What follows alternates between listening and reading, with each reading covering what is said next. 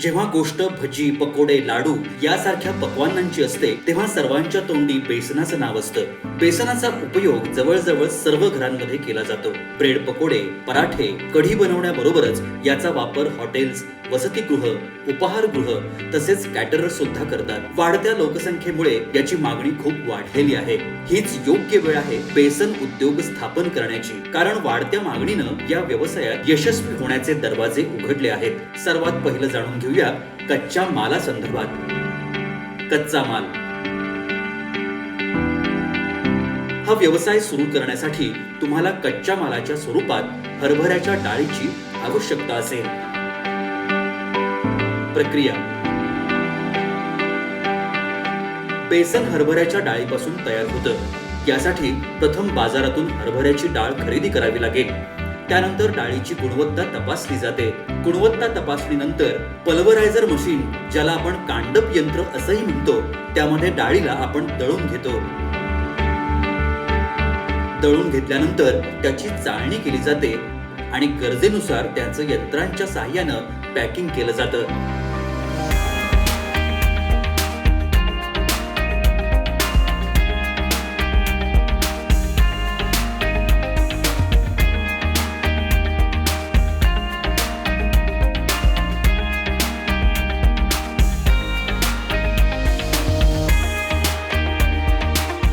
जमीन आणि इमारत.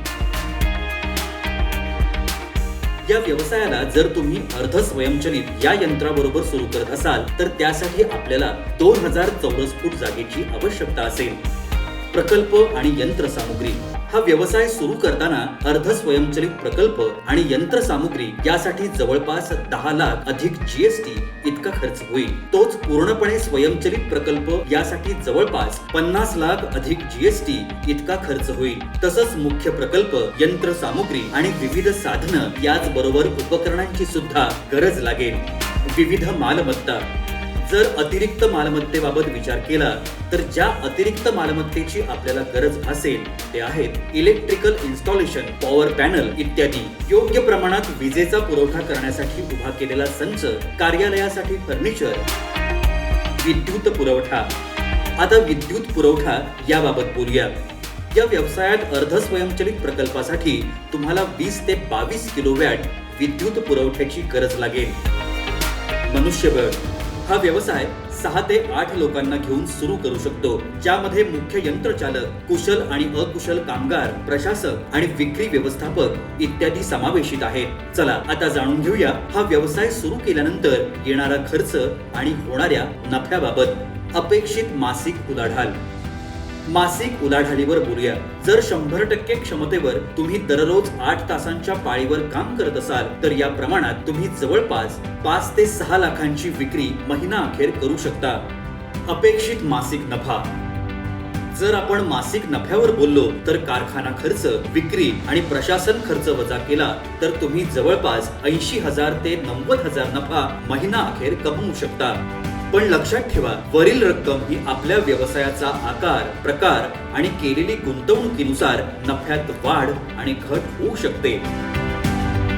या व्यवसायात आपल्याला काही परवान्यांची आवश्यकता असते, जसं की जीएसटी, उद्यम, FSSAI, ट्रेडमार्क इत्यादी.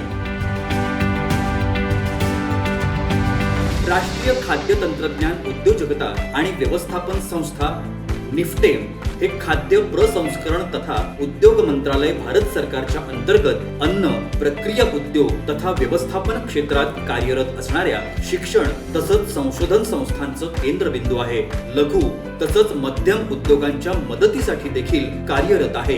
भारत सरकारच्या खाद्य प्रसंस्करण मंत्रालयाद्वारे नुकतीच प्रधानमंत्री सूक्ष्म खाद्य उद्योग उन्नयन योजना म्हणजेच PMFME या योजनेला सुरुवात करण्यात आली आहे. खाद्य प्रसंस्करण उद्योग मंत्रालयाचा अन्न प्रक्रिया उद्योग करू इच्छिणाऱ्या व्यावसायिकांना त्या क्षेत्रातील मदत करण्यासाठी विविध योजनांद्वारे अवगत करण्यासाठी सातत्याने प्रयत्न करत असते.